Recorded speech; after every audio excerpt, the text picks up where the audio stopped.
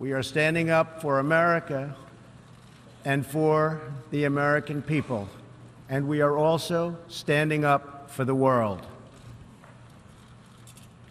This is great news for our citizens and for peace-loving people everywhere. We believe that when nations respect the rights of their neighbors and defend the interests of their people, they can better work together to secure the blessings of safety, prosperity, and peace. Each of us here today is the emissary of a distinct culture, a rich history, and a people bound together by ties of memory, tradition, and the values that make our homelands like nowhere else on earth. That is why America will always choose independence and cooperation over global governance, control, and domination. I honor the right of every nation in this room to pursue its own customs, beliefs, and traditions. The United States will not tell you how to live or work or worship. We only ask that you honor our sovereignty in return.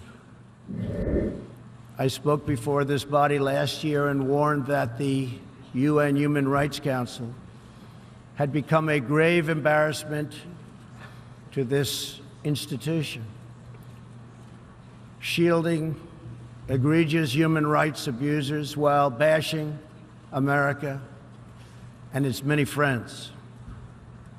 Our ambassador to the United Nations, Nikki Haley, laid out a clear agenda for reform, but despite reported and repeated warnings, no action at all was taken.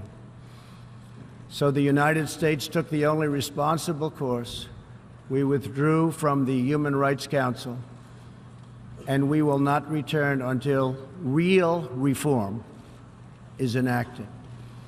For similar reasons, the United States will provide no support in recognition to the International Criminal Court.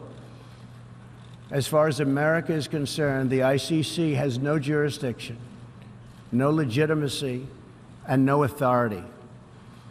The ICC claims near universal jurisdiction over the citizens of every country, violating all principles of justice, fairness, and due process. We will never surrender America's sovereignty to an unelected, unaccountable global bureaucracy. America is governed by Americans. We reject the ideology of globalism, and we embrace the doctrine of patriotism. Around the world, responsible nations must defend against threats to sovereignty, not just from global governments, but also from other new forms of coercion and domination.